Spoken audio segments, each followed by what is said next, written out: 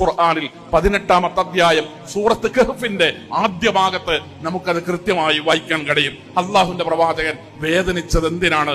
ഞാൻ എന്റെ മക്കളെ ഓർത്ത് വേദനിച്ചിട്ടുണ്ട്, ഞാനും എന്റെ ഭാര്യയും തമ്മിലുള്ള പ്രയാസങ്ങളിൽ ഞാൻ വേദനിച്ചിട്ടുണ്ട്, സങ്കടപ്പെട്ടിട്ടുണ്ട്.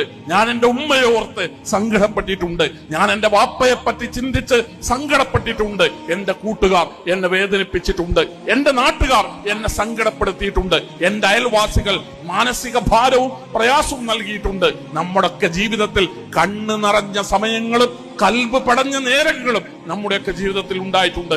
അള്ളാഹുവിന്റെ പ്രവാചകൻ എന്തിനാണ് സങ്കടപ്പെട്ടത് എന്ന് നിങ്ങൾക്കറിയുമോ? ഇല്ലയുമിനു അള്ളാഹുവിന്റെ റസൂലിന്റെ വേദനയാണ്, സങ്കടമാണ്. ഞാൻ ഇത് കൃത്യമായി ഇങ്ങനെ പറഞ്ഞിട്ട് ഇത്ര വ്യക്തമായി ആളുകൾക്ക് എത്തിച്ചു കൊടുത്തിട്ട് ജനങ്ങളെ അള്ളാഹുവിന്റെ ദീനിലേക്ക് നിരന്തരം ഞാൻ ക്ഷണിച്ചിട്ട് ഇല്ലയുമിനു, ഈ ആളുകളൊന്നും ഇത് കേൾക്കുന്നില്ലല്ലോ. അള്ളാഹുവേ, നാഥ, റബ്ബേ, ഇത് ആളുകൾ സ്വീകരിക്കുന്നില്ലല്ലോ. അവരെ പറ്റി ഓർത്തിട്ടാണ് വിശ്വാസം സ്വീകരിക്കാത്തവനെ, ബഹുദൈവാരാധന വലിച്ചെറിയാത്തവനെ, ശിർക്കിൽ നിന്ന് മുക്തമായ ജീവിതം നയിക്കാൻ തയ്യാറാകാത്തവരെ കുറിച്ച് ഓർത്തോർത്തോർത്ത് സങ്കടപ്പെട്ട് വേദനിച്ച് ജീവിച്ച മുഹമ്മദ് മുസ്തഫ സല്ലല്ലാഹു അലൈഹി വസല്ലം സ്വന്തം ബാപ്പ ശിർക്ക് ചെയ്യുമ്പോ നമുക്ക് എന്തേ വേദന തോന്നാത്തത്?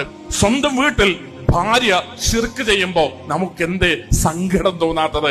നമ്മുടെ അയൽപക്കത്ത് ശിർക്ക് നിറഞ്ഞ് കൊടികുത്തി വാണ് വലിയ വർണ്ണശബളിമമായ രീതിയിൽ നമ്മുടെ നാട്ടിൽ അതിങ്ങനെ വലിയ ആധിപത്യം നേടി മുന്നോട്ട് പോകുമ്പോ എന്തുകൊണ്ടാണ് പ്രിയപ്പെട്ടവരെ, സഹോദരങ്ങളെ, സഹോദരിമാരെ, സഹപ്രവർത്തകരെ, ISMന്റെ ചെറുപ്പക്കാരെ, നമുക്കെന്തേ സങ്കടം തോന്നാത്തത്? നമ്മുടെ മനസ്സിനകത്ത് സങ്കടങ്ങൾ ഉണ്ടാകണം, നമ്മുടെ കൽബുകൾ പെടഞ്ഞുകൊണ്ടിരിക്കണം, നമ്മുടെ കണ്ണുകൾ നനഞ്ഞു കുതിരണം. നമ്മുടെ മുമ്പോട്ടുള്ള പ്രയാണത്തിൽ ഒരു വലിയ ആവേശത്തോടുകൂടെ നമുക്ക്